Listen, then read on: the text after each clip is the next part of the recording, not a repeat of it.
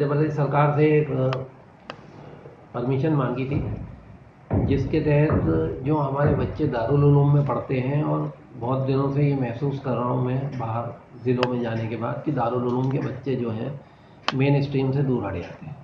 तो main stream में उनको जोड़ने के लिए उनको वहाँ पे हायर एजुकेशन तक ले जाने, 8 तक तो हम एजुकेशन दे रहे थे, 8 के बाद हमारे पास कोई रास्ते नहीं है।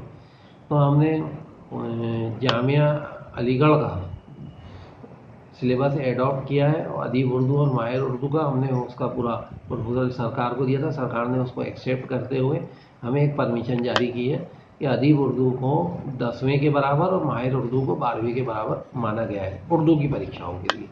आज हमने इसकी बाकायदा इसकी विज्ञप्ति जारी कर दी है और ये कोर्सेज शुरू करने का ऐलान कर दिया।